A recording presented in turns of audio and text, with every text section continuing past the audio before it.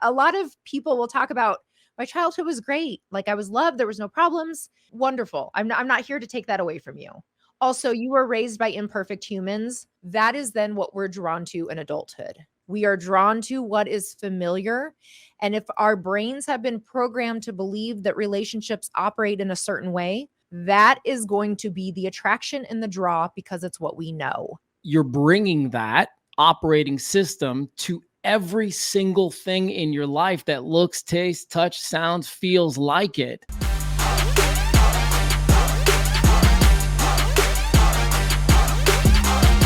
This is Relatable, Relationships Unfiltered. Hey, welcome to Relatable, Relationships Unfiltered. Today, I'm hanging out with my friend, Mathew Blades, host of the Learn from People Who Lived It podcast, for a special series where we'll be focusing on intimacy all month long. This week, we talk all about the impact of relational programming on our intimacy. Welcome back. It's week 2 of Intimacy Month here on Learn from People Who Lived It. I'm Matthew. Hello to Dr. Elizabeth Fedrick. How are you? Hello, Matthew. I am good. I am just thrilled about our week 1 and then excited to get into this next portion of it. Yeah, me too. So we are going to do a quick little recap very quickly of just about, we're going to do a quick recap very quickly. You like that? And then what we're going to do is we were going to talk about like fears, how we lose it, common struggles, and trauma today. But after we recorded episode number 1, we both kind of decided that working on relational programming and understanding that your triggers, how things work with you, how they work with others, there'll probably be a lot more benefit to doing that here in week 2, right? Yes, absolutely. Okay. That awareness is key. And I think it will help everyone to stay on track. They understand what it is. And now let's get awareness around your personal experience of it. Yeah, well, it's kind of like what you said in week 1, where it's like you have to get to what's under the iceberg, and the relational programming is that. So Before we jump into it, and by the way, you're going to love how she lays this out. You are about to let me be so clear to you right now. You're about to understand yourself on a whole new level after this conversation today. And I mean that. And it's going to be amazing. You're going to find a closeness with yourself that you didn't know you could have, because for some of you, today is the day where you're going to really start to understand yourself. That's the power of relational programming, as I understand it from the way that you break it down. So before we get into that, the 5 types of intimacy, as mentioned last week, you recall what they were? Yeah, I think I can pull that up for you. So we have emotional, which is our vulnerability, our empathy, trust, and respect. We have physical. This ranges anywhere from nurturing touch to sexual touch. We have intellectual, deep conversations, mental stimulation. It can be curiosity, creativity. Experiential. This is new adventures, experiences, whether it's routines or something novel. And then we have spiritual. And that is our meditation, praying, worshiping, higher power, really the connection of our inner worlds. So those are the 5 main types, as I call them, the 5 main types. Yeah, wonderful. Well, today, relational programming, getting clear on your triggers. Some of the things we're going to talk about are, understanding yourself, working on things with others, serving up tools, check-ins, erotic recovery, communication, being seen, being heard, being understood. So a lot to get into today. Where would you like to start? Let's start with what relational programming is, so that people can really, if you're driving in a car, then probably you're not taking notes, but maybe it's worth it just to even listen to this portion again when you have the opportunity later, so that you can, because this part of it, you can really do it as a timeline activity, which will give you greater insights into your programming. So what relational programming is our interactions with our caregivers starting very early on, that sends a message to us about, as we talked about in week 1, about our views of ourselves, our views of others, and relationships as a whole. And so this is whether our parents show up for us and they're warm, they're nurturing, they're attentive, they show that they care about our needs. Okay. So that is one end of the spectrum. And the other end goes to if it's chaotic, explosive, volatile, abusive, neglectful. And then we have somewhere in the middle where you might experience both of those, just to different extremes. But those repeated and consistent interactions are what set the stage for what we come to believe that a relationship should be, the norm for a relationship, and what we come to expect out of it. And so that's important to understand when we look at it from a timeline activity, which I encourage greatly everyone to do. Start from your timeline at birth. And of course, you're not going to remember your birth. That's not the point here, but we've all been told a story about our birth. There's a narrative around that time. Who was living in the home? What were their careers? What was the dynamic like? What were some of the significant events going on at that time? So for me, I had teenage parents. They were married as teens. They were in their very early 20s when they had me. My mom's mother passed within days of her having me. My dad struggled with substance abuse. There was domestic violence. There was chaos. There was unresolved traumas. I was born into chaos. And that is significant to understand then the theme of my relational programming. And so when we start there, we write all that down, and then we start to track the significant events throughout the lifespan. Yeah, I love that. I was so clear to do that when I went through my journey, is to take that step back and acknowledge things like you just said. Like my mom and dad were so young. They had just met each other. My dad had just come back from Vietnam.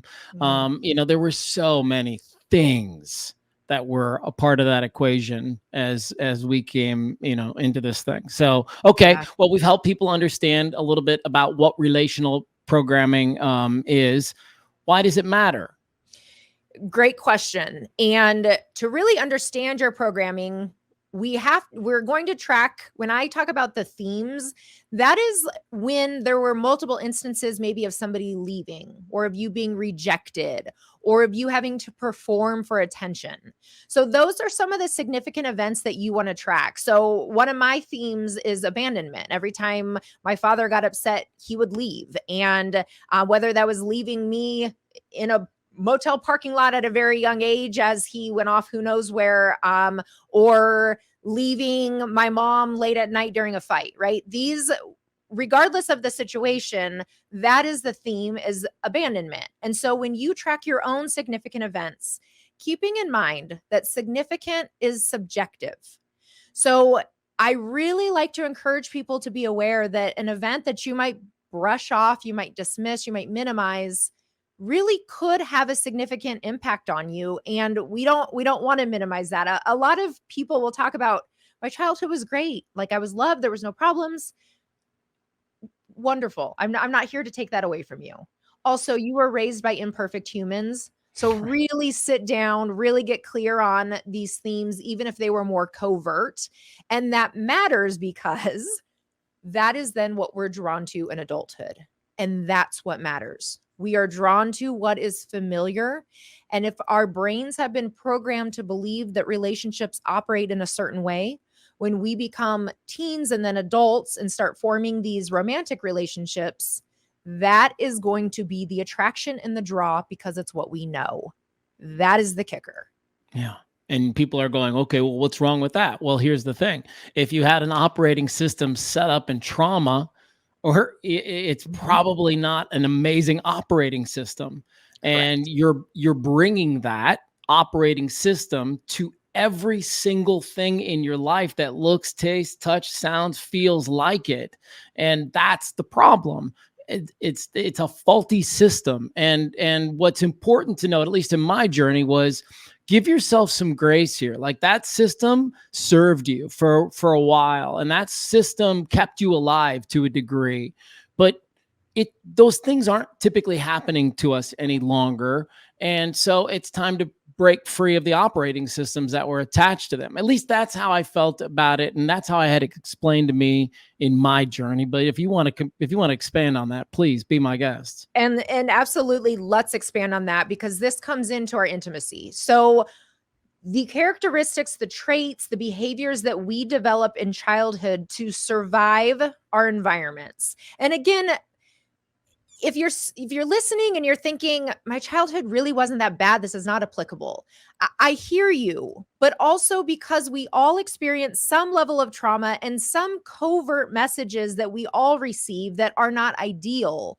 There are still going to be some messages you carry with you into adulthood. And so we have to understand that whether it was on one end of the spectrum or the other or somewhere in the middle, we did learn how to survive our environments. Humans are designed for adaptation. We have to learn how to survive. And so these traits that we developed for survival, whether it was to withdraw or to isolate when there was conflict, whether it was to fawn and people please, to be a perfectionist, to get attention, to get acceptance, that is what we learned kept us safe. And so we carry those behaviors with us into adulthood. And what was once adaptive becomes maladaptive in our romantic relationships. And so while it was once effective to withdraw, to isolate, that is now preventing you from really having the intimacy that we all desire. Even if we realize it or not, we do desire that connection. And so that's, I mean, those traits that once kept us safe are now actually preventing us from getting the very thing that we desire.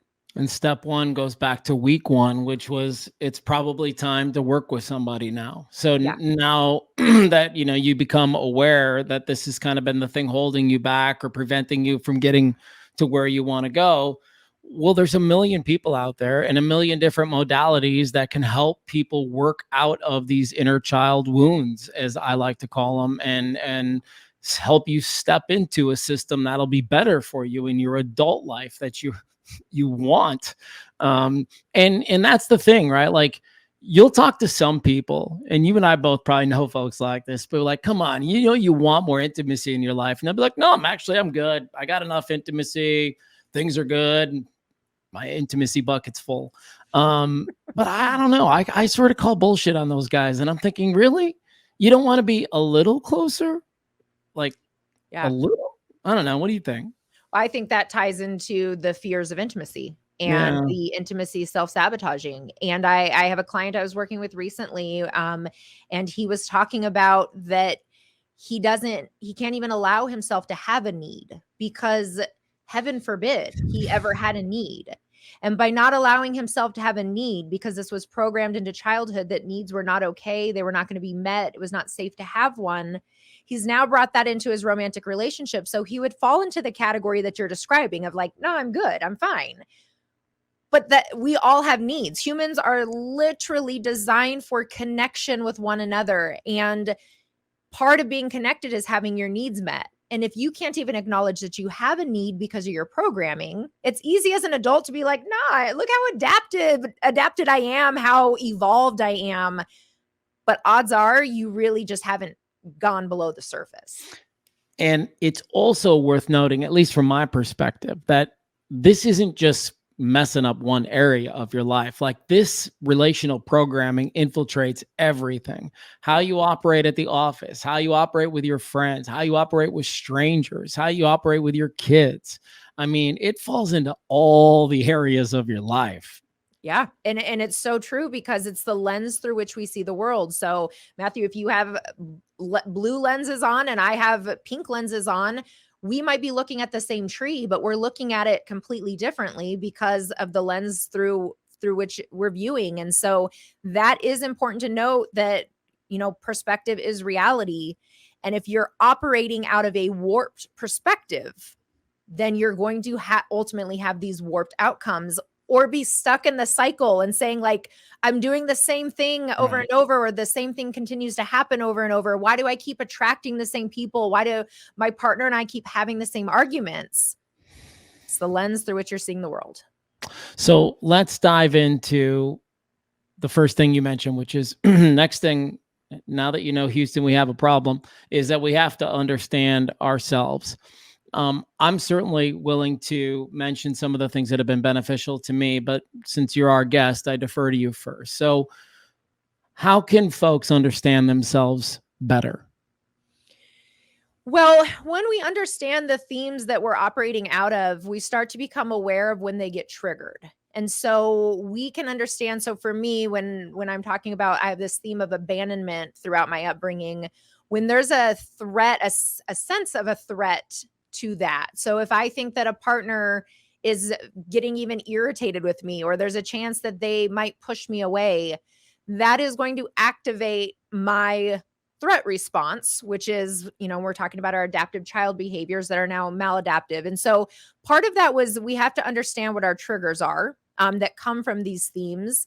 And then we have to learn how to increase our emotional regulation. And so the 3 W's is something I'm sure I talked about it on when I was on before, but that's one of the tools that I find most effective. I give to all my clients. The first W being what's going on. We have to become aware of our physiological responses to a trigger.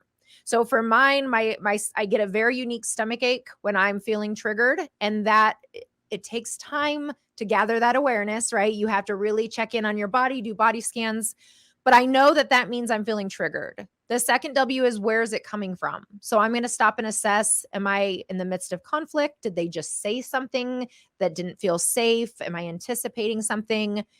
And then the third W is what do I need? And this is how do I regulate so that I can interact as a grown-ass adult and not out of my inner child, which is not always the most mature. And I tend to end up there even as a therapist. So the what do I need helps us to regulate so we can come from a mature place. Oh, you're great. You're great. I love it. That's so perfect. Yeah. I'll add to that and say, for me, meditation was probably one of the things that saved my life. And it was not easy. I should make that declaration because it's so easy as a guy who's been practicing for 12 years to say, yeah, go sit in the room and close your eyes for 20 minutes. You'll be, and meditate. And is so hard. I mean, when I started meditating, it was like 2 minutes at a time. And then it was like, let me try to do it for 5 minutes. Right. And then it was 10. And then eventually I found a practice called TM, Transcendental Meditation, where you meditate for 20 minutes a day, twice a day. And so that's typically what my aim is now. But there's something really super cool that happens when you meditate. And when you get good at it, when you start to really get good at the practice, which for me, it took about 3 to 4 months before I started to have those really aha moments where the best way I can describe it is I felt like I had stepped out of myself and I was like watching myself meditate. And it was this fascinating look on my life. It was like, I was like watching the character in the movie, and I got to see from that perspective. And this is where I'm getting at with understanding yourself. I got to see from that perspective when I was awake, alert in an interview setting like right now. I still have that ability to step outside myself and watch myself in this moment. And I can see how I'm doing. I can kind of check in on myself, and I can, like you just said, right, with what's going on, where's that coming from? Like there's a lot of synergy in your list and what I'm saying right now. Yeah. It's that idea of like, why are you doing that, buddy? Like, why'd you get so worked up there? Or what did you love about that? What was it about that moment that you loved so much? And again, this isn't just about getting aware of all the crap and the bad stuff, but like really finding out what lights you up and what gets you excited too, so that you can, as my old radio consultant said, I just want to encourage you to do more of the stuff you're good at. And so I'd say that to other people in life, right? Like, do more of the stuff you love and try to find ways to do less of the stuff you hate. So meditation was a huge, huge piece of the puzzle for me. And I confidently can say that it would be beneficial for anybody who's alive, because as long as you are alive, you have your breath, which is all you need to meditate. Yeah. And what you're describing, the mindfulness piece of that, so important for intimacy, being present in the moment and being mindful of not only having self-awareness, but that other awareness that comes along with the mindfulness. But I absolutely agree that meditation, it opens your eyes in a different way. It regulates your nervous system in a different way. Yeah. It creates a lot of clarity that is needed for yourself and for relationships. Yeah, I tell people all the time, if you're ready for things to come to you rather than chase them down all the time, get into a practice, because it will start to happen. You will find yourself at a point where you eventually can put your hand on your heart and say, what do I need? Like your number 3, what do I need? What do I need? And literally the answer will show up. It'll just, poof, it'll show up in your head. And then as long as you honor that, you're going to be just fine. That's the thing about it. You have to honor it. Now, I want to pivot for just a second in this conversation, because one of the tough parts about coming into clarity and self-awareness and understanding yourself is that little thing where you can feel bad about the things that you used to do or the way that you used to behave. And that can produce all kinds of guilt and shame and just, general cruddy feelings. So what would you say to somebody who's getting aware and then at that stage where they're almost kind of hating the way that they used to do things, and they're really down on themselves about the way that they used to? Because I have been there, and I can tell you my story, but again, you're our guest. So yeah, twofold. So first of all, and neither of these are going to be easy. Let me just say that up front. But the first one being it's learning to give yourself grace and compassion and understanding where those other parts were coming from. Most people are generally not assholes or shitty people just for the sake of that. Right. It's whether because they're trying to protect themselves, they're trying to serve a different type of purpose. And so when you reflect back on some of these behaviors you're less proud of, and we all have that, we have to really try to understand where it was coming from and what purpose it was serving. And it's not to justify, it's not to excuse, it's in order to have grace and compassion for those parts of us. And so that's one piece of it. And then at the same time, and again, so hard, it's holding space for the and. So I am an evolving, healing, growing creature, which I am. And I have a lot of trauma. I deal with anxiety and depression, and I do things that I regret and I'm not proud of. And both can be true, and both are true. Love that. Well, that's exactly what I would say too. So let's just move right on to the next part of this. I stole your thunder. I'm so sorry. No, it's exactly what I would tell people. It's just that there's absolutely no value in sitting in the crud and thinking about the way that you used to do things. It's simply the tools so that you do it differently next time. My son, 16 years old, God bless him, but got into his first car accident today, right? This morning at a little fender bender. And, I parent my children probably a little differently than I was. And, so there wasn't any big screaming or yelling or shaming or, what a crappy person you are. But the one question that I did really challenge him on was, what did you learn from this morning? What did you learn from the experience? And we dialed on, I probably need to slow down, and I probably need to do a better job of paying attention to what's around me. And I would tell you that advice works for car accidents and real life. I was going to say that's a solid advice for what we're talking about right now. Yeah, for sure. Yeah, exactly. And so don't sit in it because it's doing you no good. It's just dragging you down. And that's why I said ditto. Like what you said is perfect. So when it comes to working on these things, sometimes, especially men, can want to work on these things by themselves. And I'd like to say to you, dude, how's that going? How's that working for you? Women are a little bit better with relationships, just, I don't know, naturally. At least that's been the conversation so far. I don't know if that stereotype still plays into what your world tells you, but sure, my experience tells me that you can't heal without relationship. So what do you say, Doc? Yes, that's completely it. So there's this misconception that we have to learn to love ourselves before we can be loved. And that's really not how this works, because we are a communal species. We are designed for community.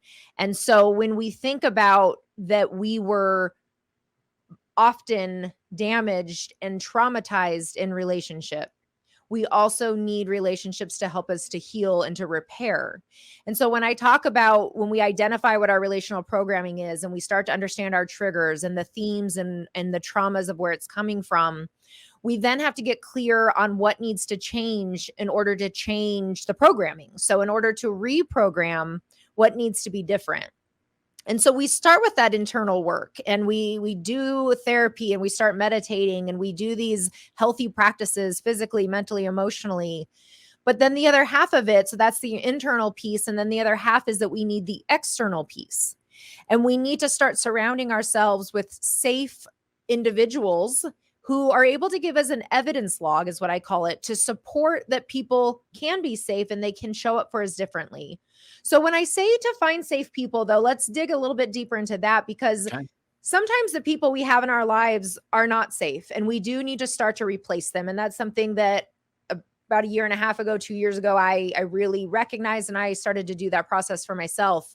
But then there are other times when we actually do have a lot of safe people in our life, because again, humans are imperfect. We're all going to mess up.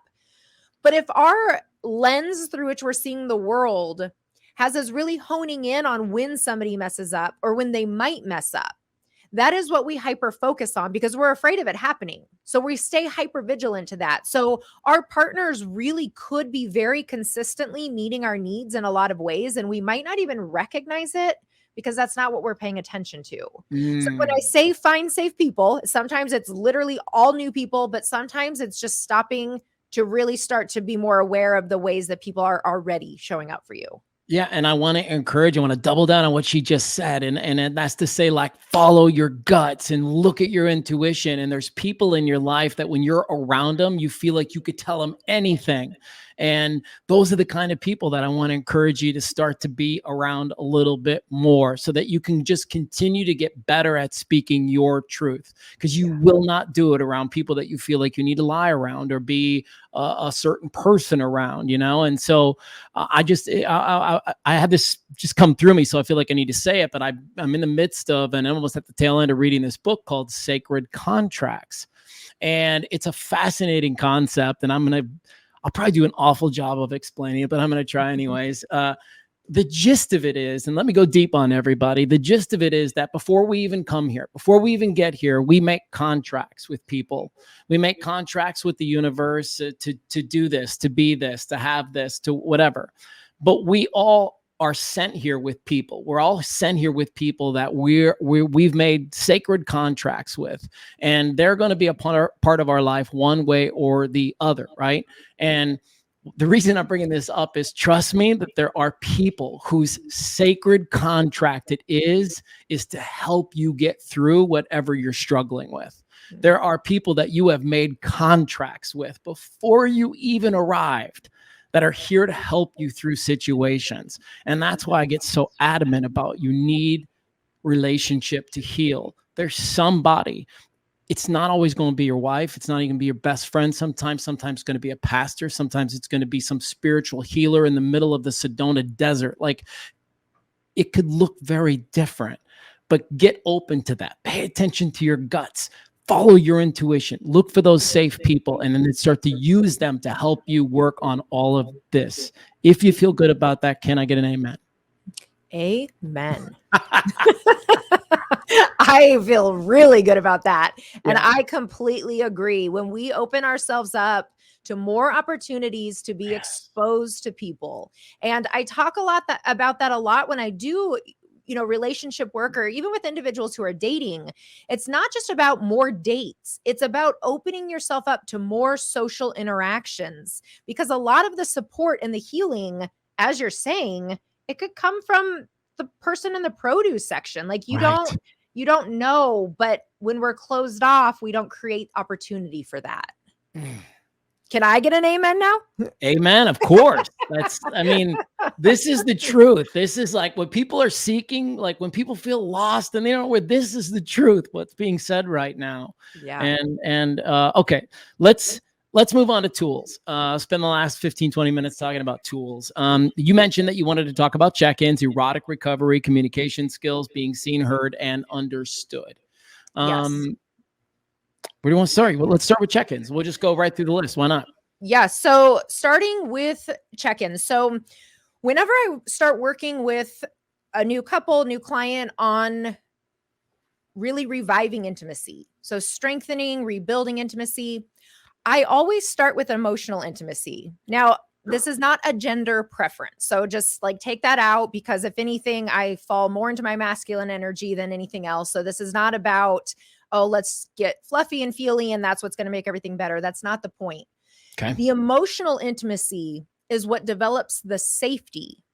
Without safety, intimacy does not exist on any level. Right. And so when we tap into creating opportunities to be vulnerable and to trust each other and to dig deeper, then we're creating safety across the board. We're creating consistency and trust. So now I don't have to guess if you're going to do the thing you said you're going to do. I don't have to guess if you're going to be safe while we are having sex. I don't have to be guessing how you're going to show up for me. I just know that you are, because we are consistent in building that. So the emotional intimacy check-ins is a really effective way to build this. And so what this will look like, for a lot of people, I suggest doing a daily check-in, which is, again, going back to the busy and the time thing. I hear you. Also, find time. Like, it's just find time. If you care enough about this, you'll find time. So to do it daily could be as simple as just talking about what your peak and your valley was. So your high and low of the day. And so you're going to ask each other, what was the best part of your day? What was the worst? And then I really encourage, and I teach this skill early on, RVE, reflect, validate, and explore.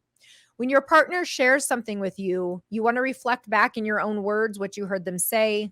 You want to validate their emotional experience. And then you want to really ask with a follow-up question. You want to explore it a little bit deeper. And so that, when people are hearing that, that might feel overwhelming. It might feel awkward. Yeah, it will be at first, but the more you do it, the more it becomes just really, natural. It becomes second nature to you. And so practicing that. And then the weekly check-in, that's going to be a bit longer. I really encourage people to put it on their calendar like an appointment, same day, same time if possible. And what happens in these weekly check-ins is you'll each bring maybe like 3 or 4 questions with you. That could be, how did you feel like your love language was met this week? What's a better way I can show up for you next week? How can I be more supportive when you're feeling triggered? You're each going to come with a handful of your own questions and then go back and forth on asking those. And again, the purpose is you're practicing your communication skills, which is important, even though it's not the end all be all. You are creating space for vulnerability.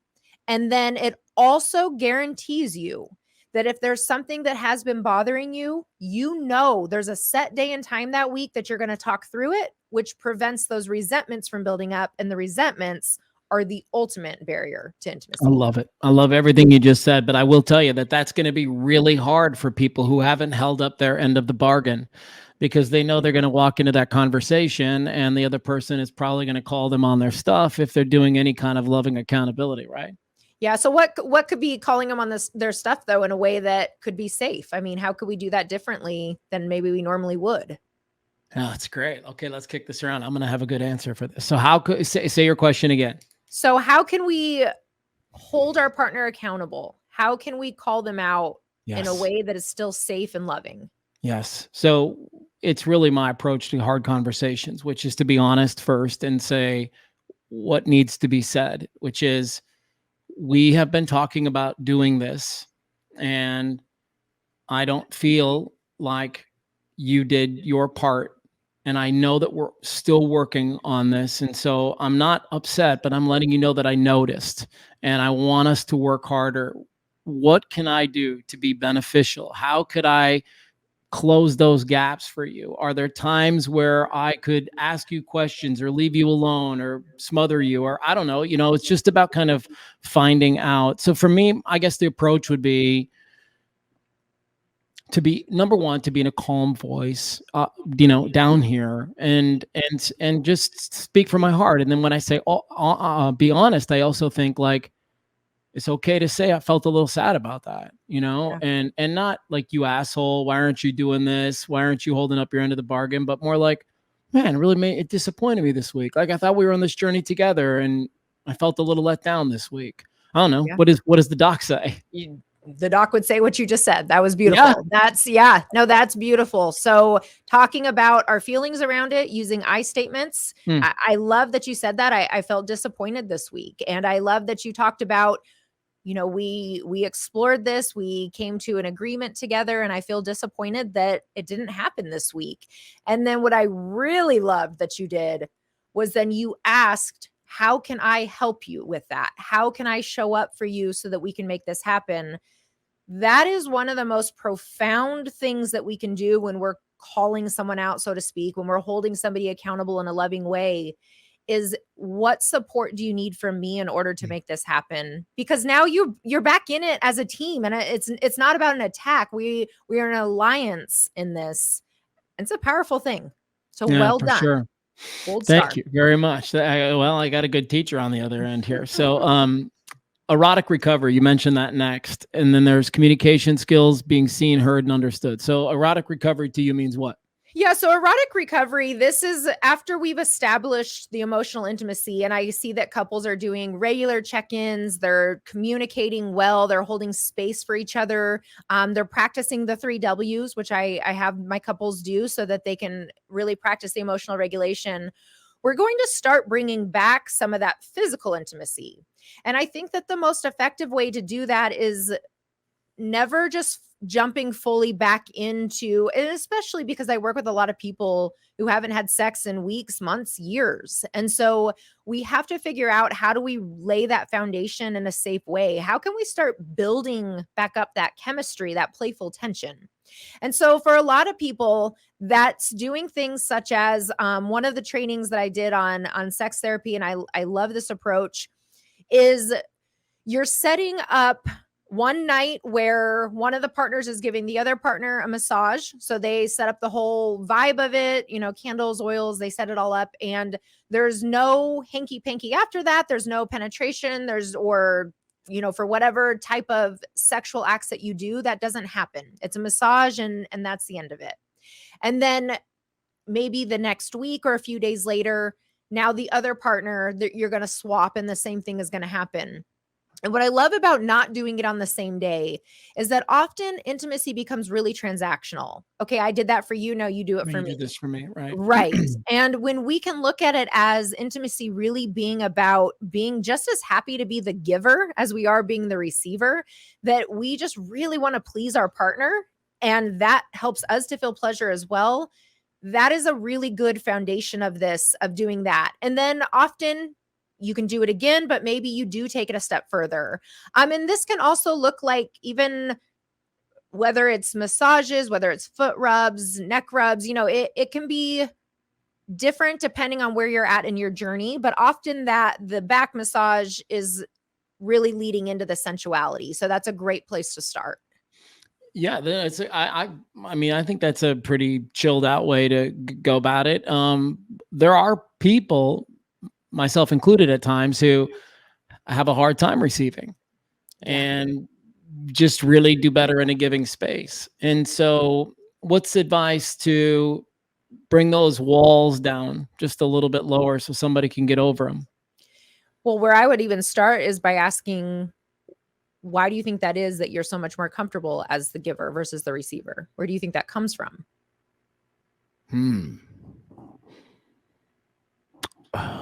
Boy, it's a people pleasing sort of thing for me, probably. Yep. So that comes from your programming. That comes from your adaptive child. You learned that by giving more than receiving, that's how you were accepted. That's how you stayed safe. That's how people didn't get mad at you. People liked you because of that. And you're a very likable human. You developed a lot of those traits in order to be so, to get that acceptance. And so that's where as the therapist, that's where I start with somebody, is where do we think that's coming from? And you were able, to identify from my programming. So what purpose did that serve then? So I kind of just gave it to you, but what purpose so you said the people pleasing, how would you say that has served you throughout your lifespan? Well, the most notable thing that comes to mind is my career for 27 years. I say it was my job to be liked. Yeah, absolutely. Yeah, I mean, so from that's probably the biggest, most glaring example of how that benefited me, and not just me, but my family. And then